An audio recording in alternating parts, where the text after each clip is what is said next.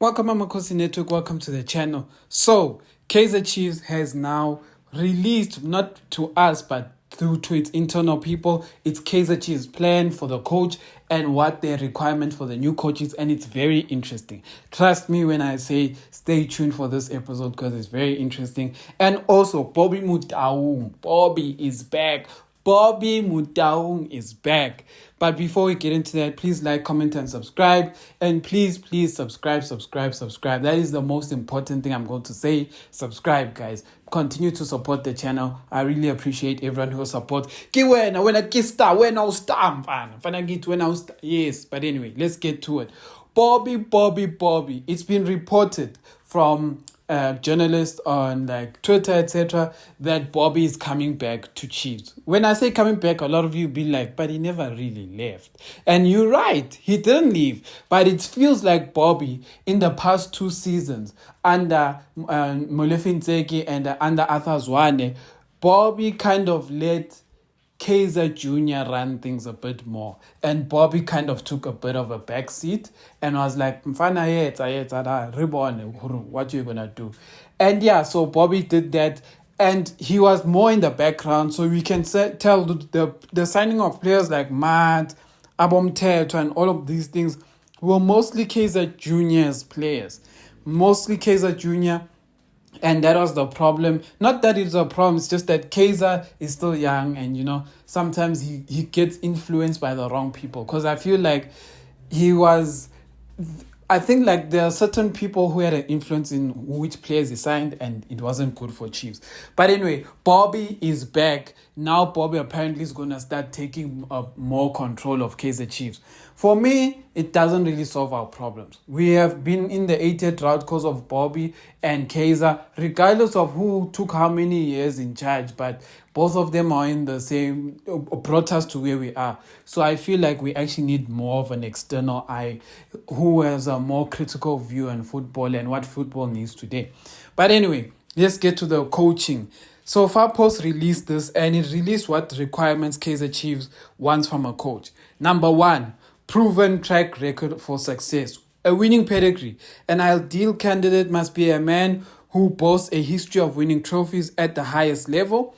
Fun fact, that thing of having winning trophies and stuff is actually going to become a requirement if the coach is a foreign coach. So the PSL, SAFA's new regulation rules say you must either have a UEFA license if you're from overseas, and you must have won a domestic title. So if this person is a foreign coach, definitely they must have won.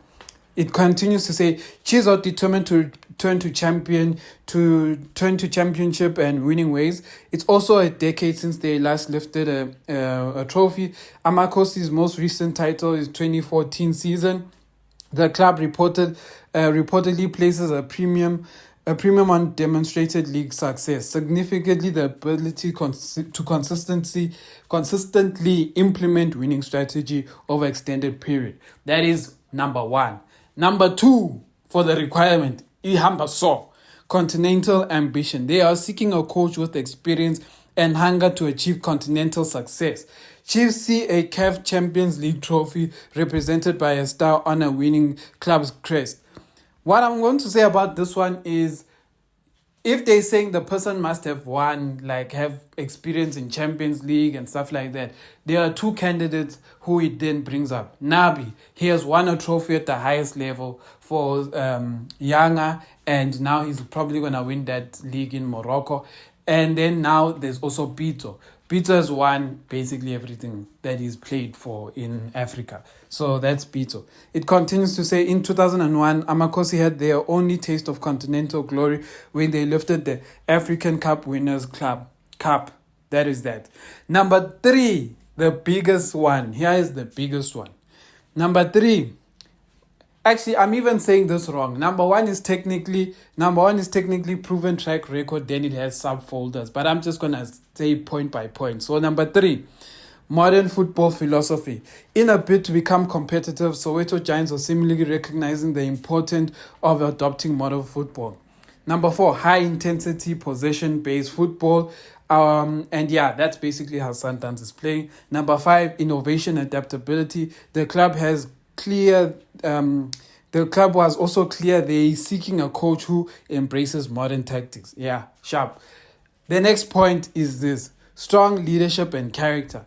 The strong leadership and character of the coach, they are saying, must be this: a disciplinarian and a nurturer. The club's management took a stern stand against captain Itumeleng Kuna for his discipline, and that's already a start of what they want from the coach. A robust personality. The chosen candidate has to possess a commanding presence. And number 3, which is also most important for the personality a coach must have, is integrating youth players. So those are the points that Chiefs mentioned there, or that it's mentioned on the article that Chiefs wants to have. Now, my opinion is, haven't we all, as Kaizer Chiefs fans, been asking for all of these things? It's funny that our Kaizer Chiefs management only realized now that they've been needing this. We knew we needed this from the time when Gavin Hunt was there, from the time when Middendorp was there, from the time when Stuart Baxter was there, from the time when Zwane was there. I will give them one credit, Kaizer Jr.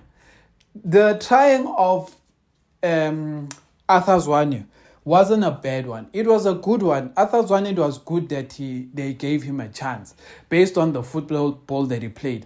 But what happened is that they killed Arthur Zwane at the same time. Junior gave Arthur Zwane a chance, but at the same time, he basically killed Arthur Zwane. Why am I saying this?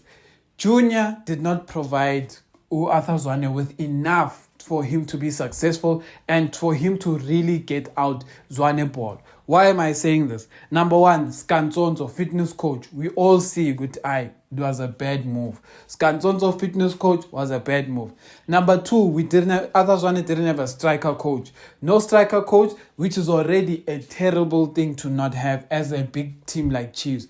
Number 3, on top of not having a striker coach, you don't have a lethal striker, or at least 2 lethal strikers in your team. Already you cannot tell with Arthur Zwane is being defeated. Number 4, Arthur Zwane was playing with very swag centre backs. He had very weak centre backs, like terrible centre backs. The whole thing of pairing Abo Kwinika and Abo Ngobo did not work. It doesn't even work today. Number 5 is the giving him an assistant of Dylan Shepherd. It was not a good move. They needed to have more experience on the bench. And Arthur Zwane and Dylan are inexperienced, so you couldn't have them to understand the flow of games, to understand when a substitution or a big change has to happen in a game. Sharp. Number 6, no data analyst was there at Chiefs. No data analyst was there to really... or not data analyst, them say performance analyst was there to really assess the teams.